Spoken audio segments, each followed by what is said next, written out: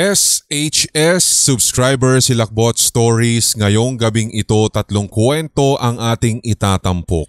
Mga kwento po ito nina Gilbert, si Sheila at si Guillaume. Guillaume. Hindi ba yun yung mga sinend po ito sa pamamagitan ng ating Facebook page, Hilakbot TV Pinoy Horror Stories, at syempre ang ating sindakstories2008@gmail.com. Sa nakikinikinita ko habang binabrowse ko ito, medyo maiikli ang mga kwento natin for today.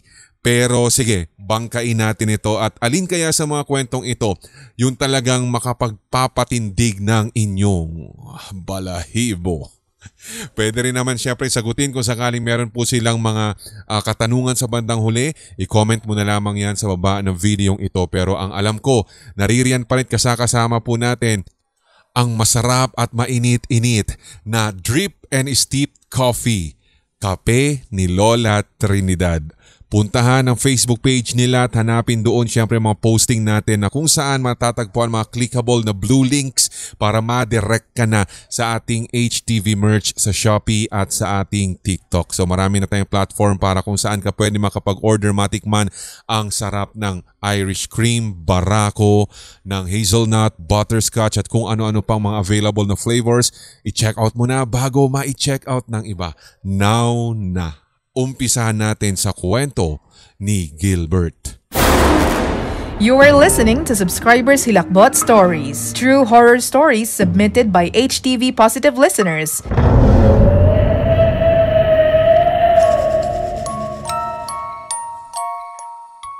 I-share ko lamang po itong true experience ng kaibigan ng kuya ko na tricycle driver sa inyo, Sir Red.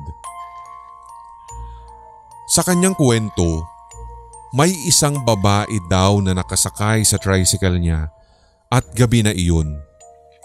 Kung tutuusin, nais na rin po kasing magpahinga sana o umuwi nitong kaibigan ng kuya ko na tricycle driver kung kaya't itong huling isinakay niya ang siyang sinabi niya na pagkahatid, hindi na siya babalik pa doon sa kanilang terminal.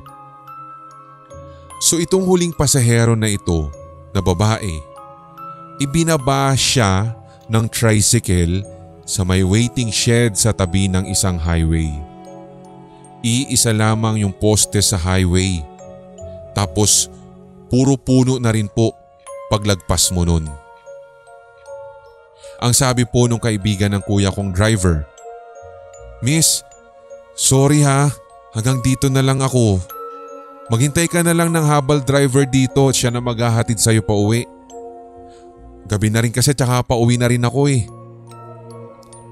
So wala daw pong nagawa yung babae kasi yun talaga yung last stop ng mga tricycle sa lugar.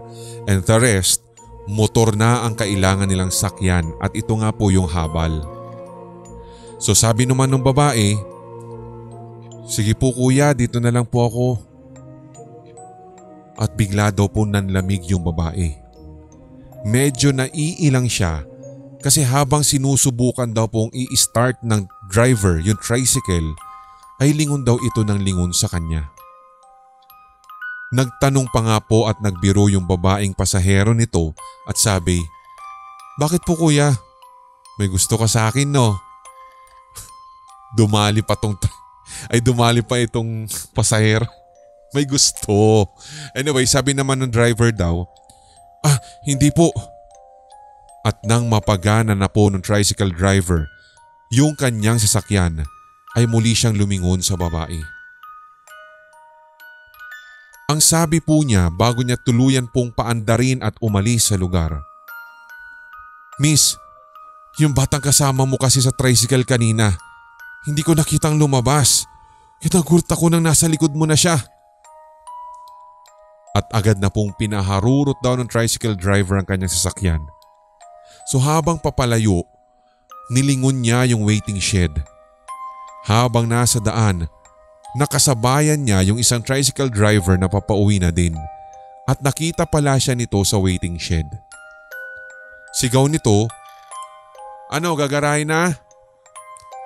"Oo, sabay na tayo." "Siya nga pala, Nasakay mo na din pala siya? Yung babae? Bakit kilala mo? At napailing daw yung pangalawang driver. Sabi muli nung kausap niyang driver, babae? Wala naman ako nakitang babae. Ang tinutukoy ko yung batang lalaking duguan dyan sa back ride mo. Nyi. Ito ang subscribers. Hilakbot Stories. Okay, so batang lalaking duguan sa back ride. So tama yung nakita niya kanina. So medyo na-confuse ka ba sa part na yon? Or nasakto lang naman na naintindihan. Siguro naman But anyway, katulad nga din po ng mga previews ng mga kwento natin sa mga drivers katulad po nito. Hindi na iba kumbaga sa atin itong mga hatid-hatid sa mga ganitong klase mga lugar. Pagkatapos po niyan, yung may mga nakasakay, na isasakay, something like that. Kaya sana guys, kayo mag-ingat din po kayo lalong-lalo na lahat nung mga tricycle drivers, taxi drivers at kung sino-sino pa.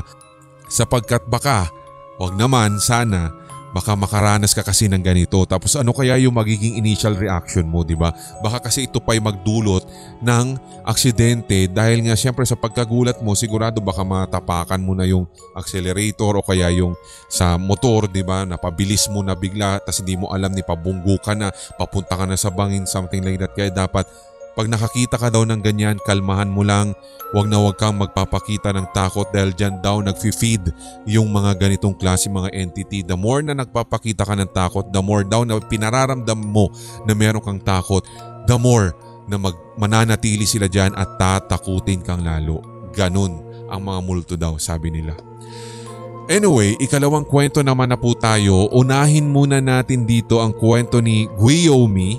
At sabi niya dito, first time ko pong mag-share ng story at nangyari po ito nung ako ay bata, 5 years old kung hindi ako nagkakamali. Kahit hindi ko man po maalala yung exact o kung ano-ano pa yung detalye ng aking story, pero ito po kasi talaga yung naglinger sa aking isipan. Kasi ito po yung unang beses na naranasan ko to. You are listening to Subscribers Hilakbot Stories, true horror stories submitted by HTV Positive listeners. So pauwi na po kami sa bahay ng mami and lola. So mamila ko noon for vacation. And then naabutan kami ng dilim sa daan. Nakatingin po ako noon sa bintana ng sinasakyan namin at hindi po talaga ako pwedeng magkamali na may nakita akong lalaki sa hindi kalayuan. Nakatayo lamang po siya sa puno at ang suot po nung guy na iyon ay parang ganun sa mga sinusuot usually ng mga matatanda. And kung titingnan mo nga po ang kanyang muka, para po siyang 50 years old na.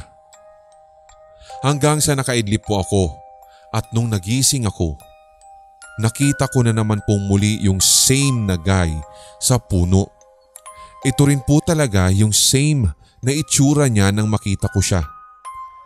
Sa pagkakataong ito, nakatayo pa rin po siya doon sa puno. So I asked my mom kung nakikita ba niya yung lalaking iyon. Sinabi ko sa kanya kasi na may matanda pero wala daw pong makita o nakikita si mama. And then ito na. Minsan din po noong nag-mall kami ng mga magulang ko ay nanood po kasi kami ng cinema, sabi niya. 2016 po ito at December. So habang papasok po kami sa loob ng sinihan, si Red nakita ko na naman po yung lalaki. Nakatayo man po siya pero by this time nakikita ko po nang iningitian niya ako. Maraming beses ko po siyang nakikita. Different places pa. Same lang naman ang kanyang face. Simula nga po nang mag-9 na taong gulang na ako and on my 9th birthday, dito na po natigil yung pagpapakita niya sa akin. Ito ang subscribers. Hilakbot Stories. Okay. So kung titingnan natin itong naging karanasan po ni Guillaume, Hindi kaya't ito ba natanong mo sa mga magulang? Kasi ang gusto kong malaman, meron ka na kaya bang mga parang lolo ng mama mo dati or yung sabihin na natin na lolo mo mismo na tatay ni mama mo or ni papa mo na ganun ang itsura? Never ka bang nagtanong or naging kumbaga na curious sa mga itsura ng mga lolo't lola mo, something like that, or ng tiyuhin mo na maaari kaya na binabantayan ka? Kasi usually kapag ganito, mga yumaong kaanak mo na ito, kung hindi man yung first level ng lolo at lola, baka yung mga yung nanay ng lolo at lolo mo na ito, yung mga great grandfather, di ba, something like that. Kasi ganun hindi malayo na yan yung mga nagpapakita sa iyo at nagsisilbi ang mga yan na bantay or guide mo. Diba?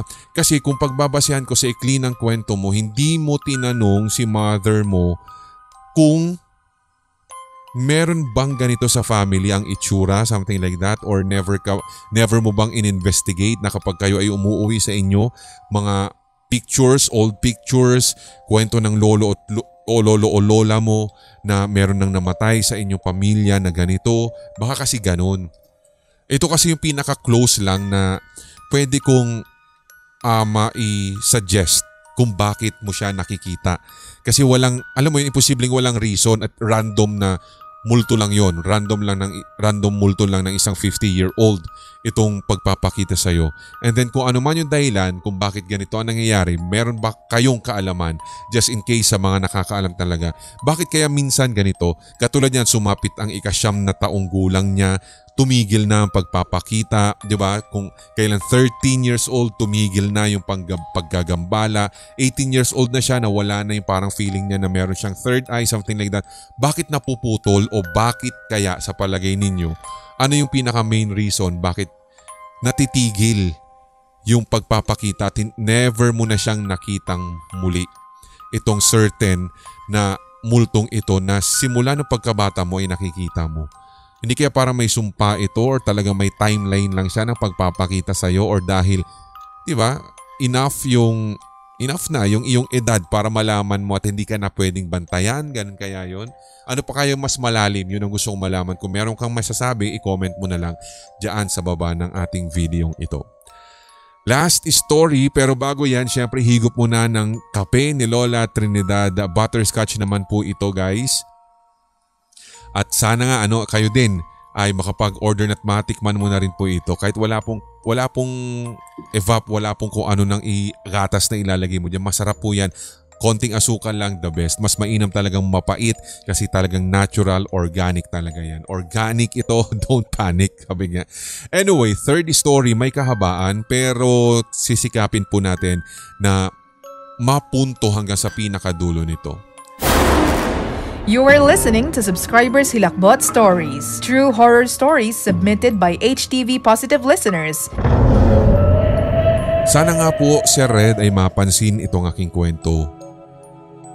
Sa katunayan, nahihirapan din po akong hanapan ng kasagutan ang mga nangyayari sa akin.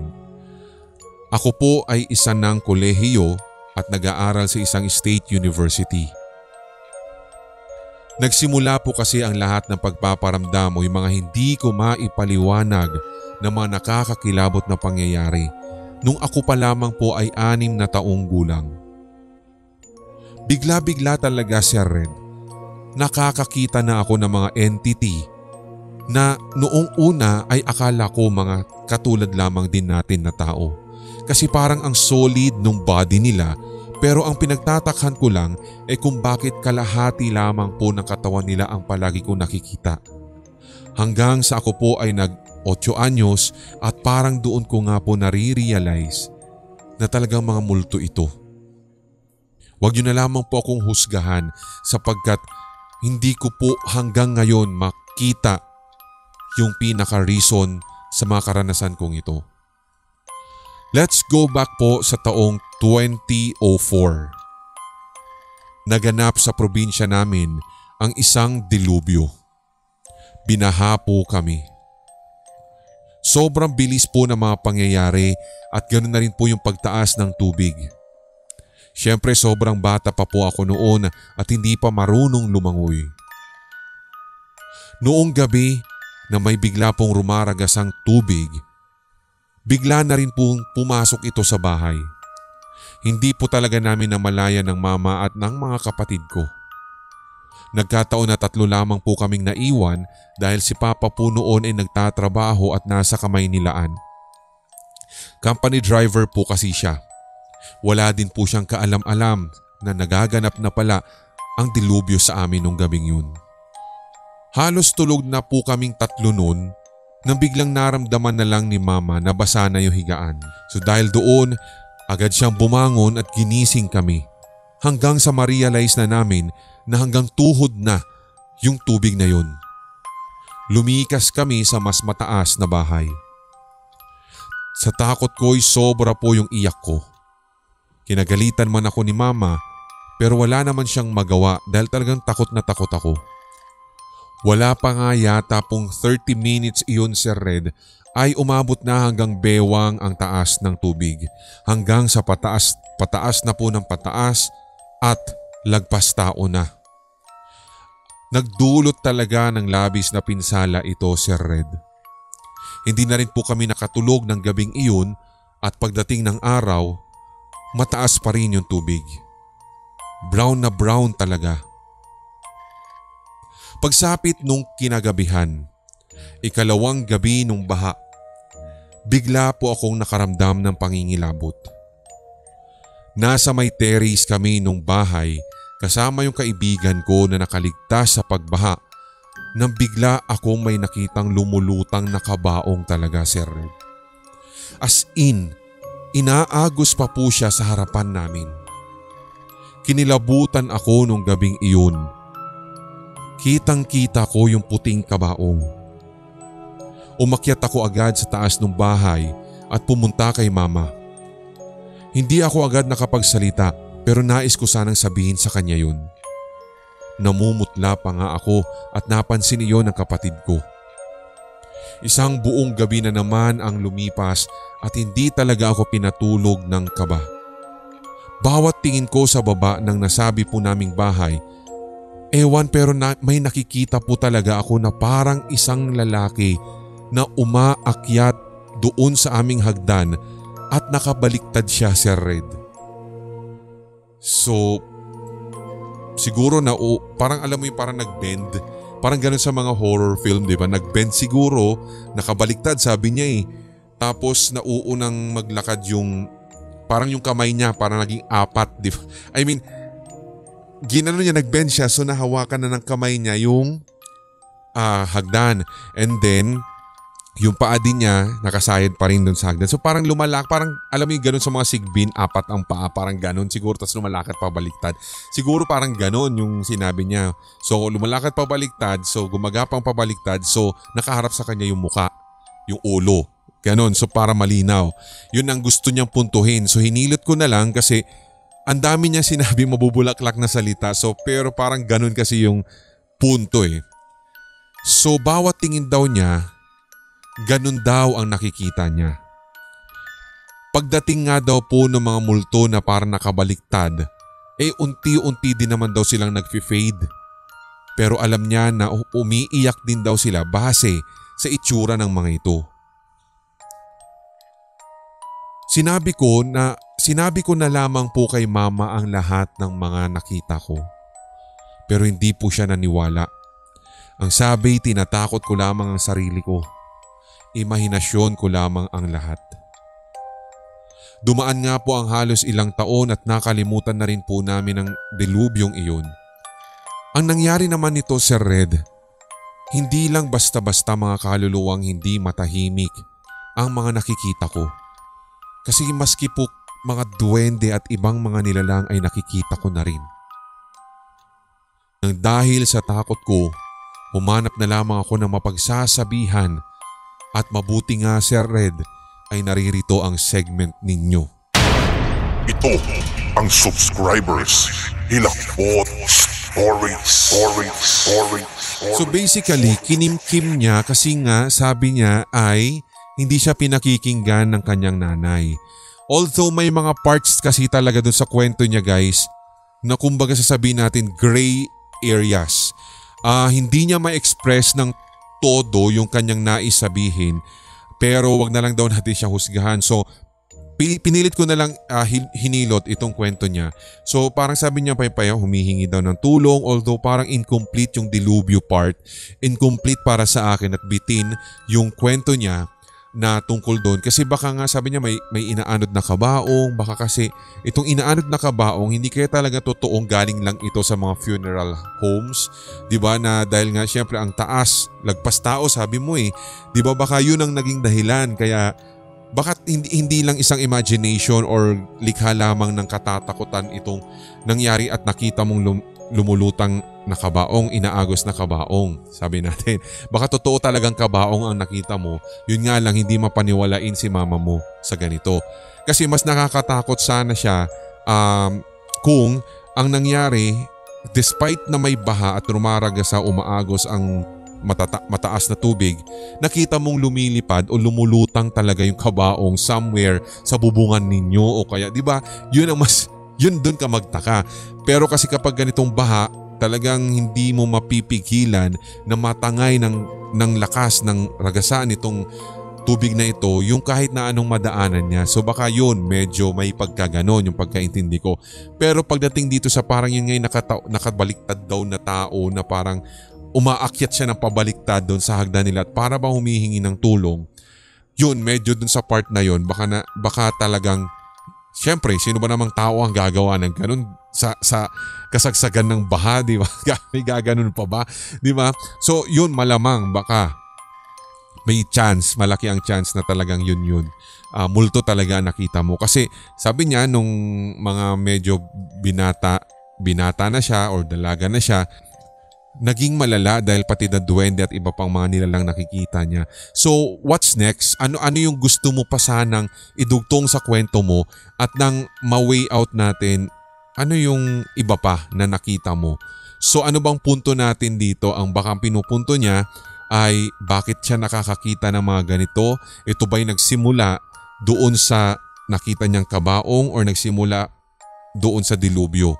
Diba? At yun nakapag-trigger, meron bang something na o meron bang energy doon, meron bang force doon sa dilubyong iyon na nakapag-trigger para makita niya at magkaroon siya ng third eye, something like that. Baka gusto niya, parang ganun yung gusto niyang puntuhin. So kung meron ka rin kaalaman, sabihin mo na lamang, i-comment mo na lamang. Please, sa lahat din po ng mga nais mag-share ng kanilang kwento, sige pwede naman po dyan sa comment section at ika-copy-paste na lamang po. Habaan nyo na para masulit. At kung halimbawa man komento tungkol sa isang story natin, wag nyo na lamang pong i-bash or husgahan yung nagkwento. Basta importante, sagutin na lamang po natin kung ano yung pinaka-main na question niya para at least mabasa niya siguro. Kasi baka syempre hindi matibay sa mga bashing itong mga ganitong klaseng mga senders natin. At baka panghinaan sila ng loob kapag baka kung makita pa nila na alam mo yun, parang kinukutsyan nyo yung kanilang mga karanasan. So wag naman sana.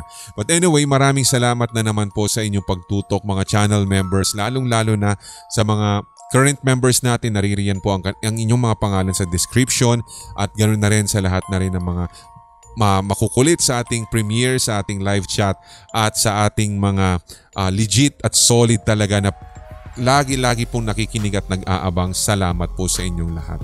At ganoon na rin sa mga silent listeners na habang kung ano mang ginagawa nyo dyan, ginagawa kaming background, sana may naiintindihan ka pa rin dito sa ating pinakikwentuhan. At kung mayroon kang alam, i-comment mo na. Huwag ka lang magsalita dyan ng mag-isa. Wala kang kausapin mo kami, i-comment mo na lang para mabasa ko na lang. Baka kasi yung iba yung ano to, yung ganitong multo ba kayo, ganun yung nakita niya, hala, yung parang ganun mga reaction kapag di ba nakikinig lang na more series, sige, try natin. Sana makapasa po yung ating editor na bago sa bilis ng pag-i-edit ng mga iniwan nating recording. O kaya naman, ganun din syempre sa mga iba pa na mga videos na upcoming sa Hilakbot Haunted Histories, Induct Short Stories, Pulang Likido Animated Horror Stories, at syempre sa Red Diaries Tagalog Love Stories. For more stories, syempre puntahan mo ang ating podcast.